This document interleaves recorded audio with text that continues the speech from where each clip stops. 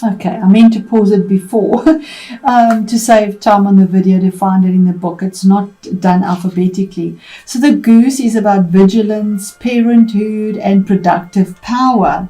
So that's your focus in your 7th house with other people, Gemini, with a partner, with partners, with working with the other as opposed to self. And the meaning of it drawn upright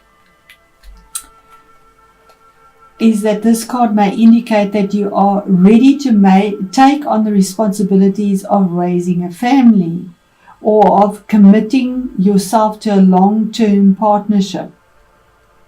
Goose brings creative and productive power and allows you to open to this power. Securing the knowledge that your relationship, family, or working partnership will provide a stable environment to act as a crucible for your creativity. The goose, with its strong attachment to its family and the ability to fly extraordinarily high from one continent to another, shows us that it is possible to be both grounded and spiritual in our daily lives. Very strong, good energy, especially when you're dealing with emotional energies, this lunar eclipse and other people. Now, the other side of Goose would be the reverse side, and that would be where your South Node is. And the South Node is in your 1st house, within yourself. So what are the emotional issues that you are dealing with, Sag? And the first house being about your disposition on an emotional level, your inner nature, your self-image and self-interests, your motivation, your outlook on life, all on an emotional level. It's all about the self. Now, the reverse side of that, which would be the other end of the nodes, is that saying that it's asking you, are you overly concerned about your rights, your possessions, or territory? Perhaps you are too possessive of your partner.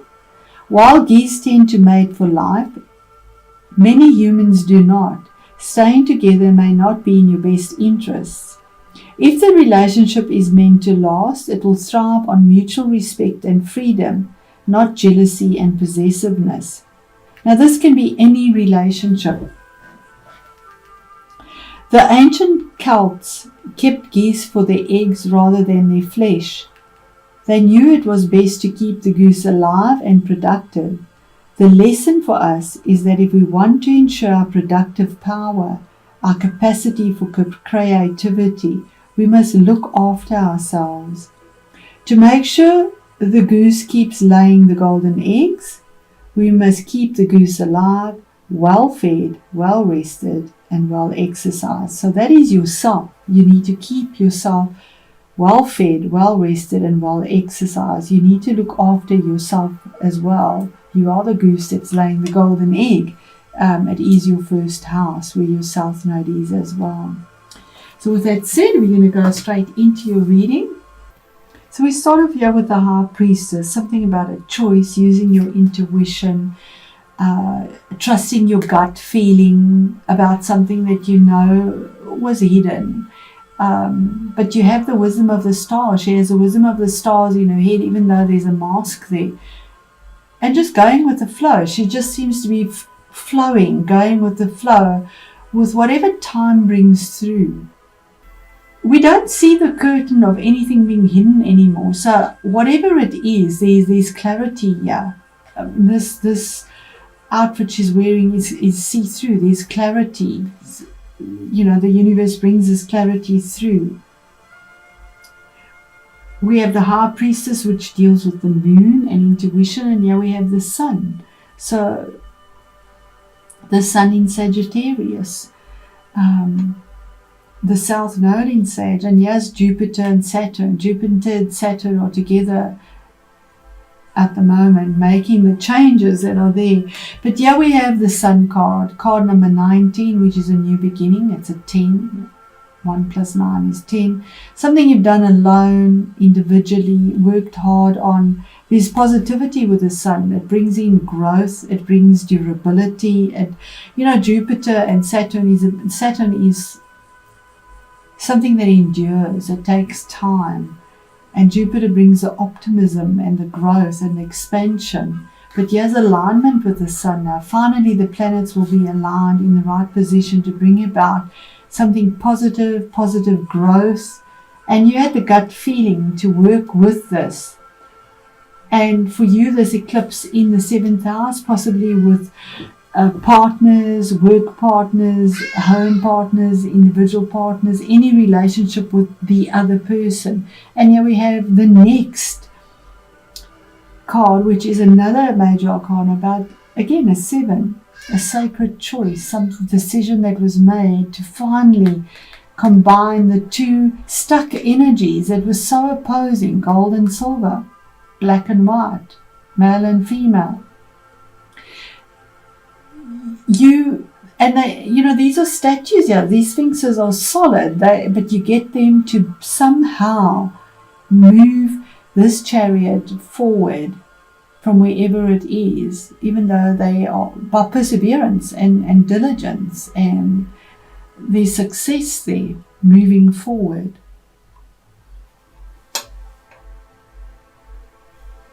And Jasper is saying the same thing. There could be travel as well that comes about. The 6 of Swords is moving forward with the lessons that you've learned, with the conflict you've dealt with.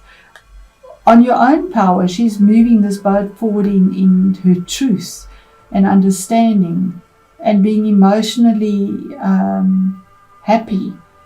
There's travel here as well. The chariot and the boat signify travel as well.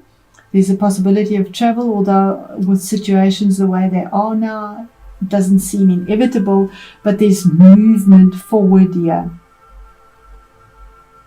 6 is also a karmic number, something that's been there in the past, moving forward towards a new future. You could be dealing with a Cancerian possibly, or somebody that exhibits those energies. It's also somehow saying don't cling to something that you might feel is necessary or brings value, because there's some form of positivity and clarity, but you have the gut instinct to know that.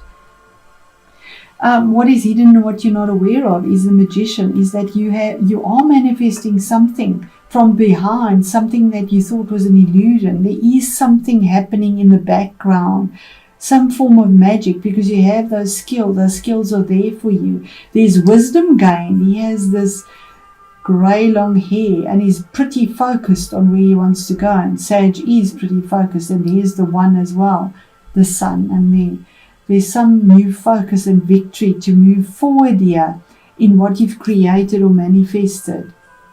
And then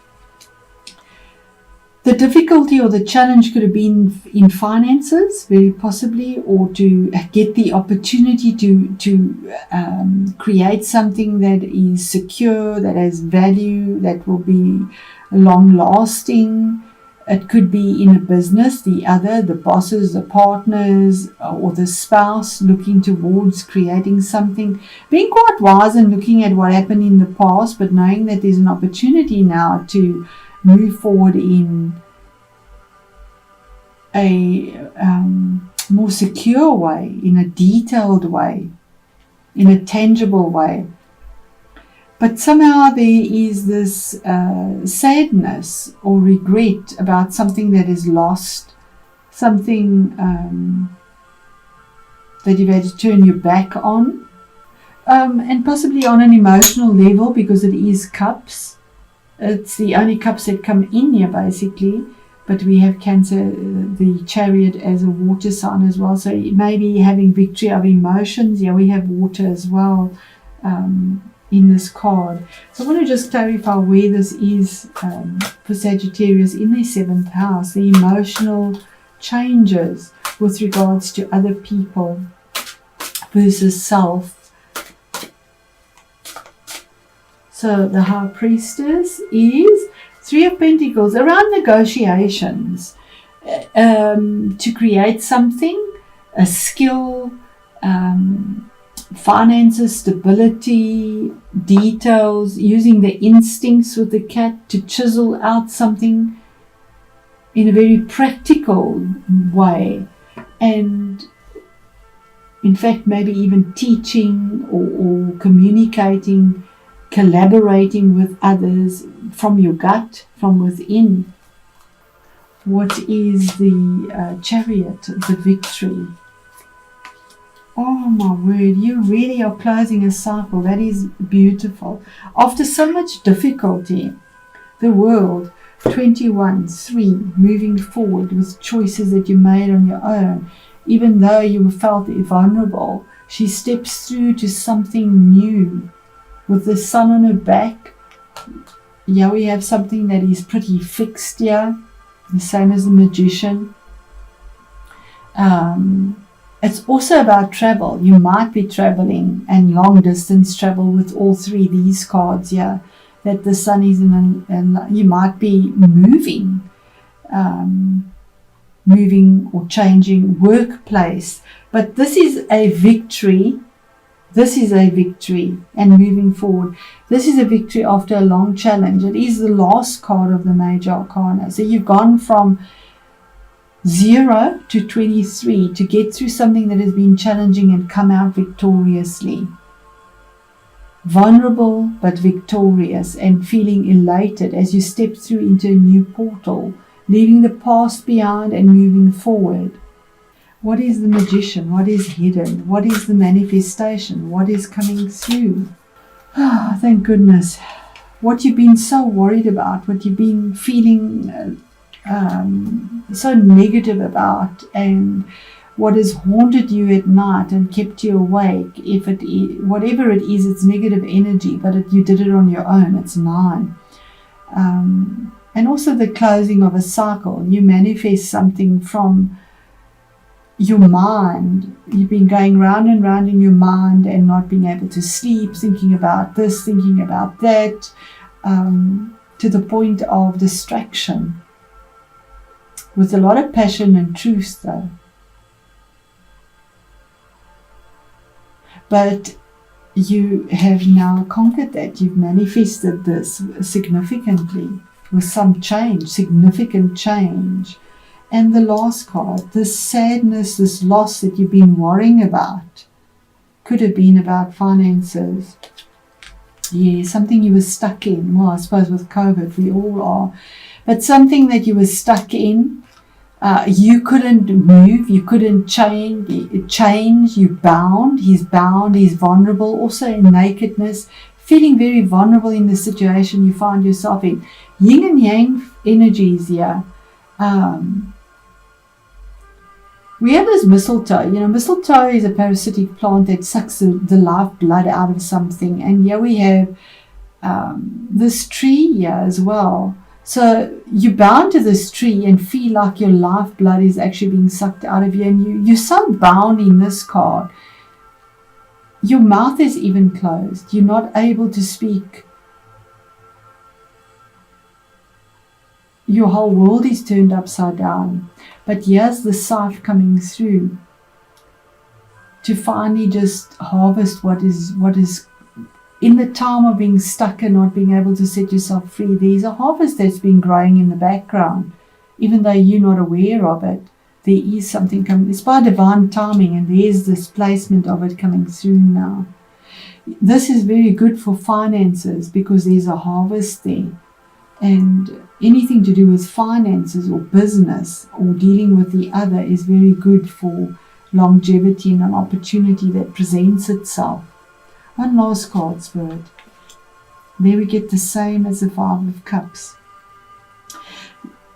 Again, what is empty? You've turned your back on something, but in this deck he's actually looking here at what he's been chasing.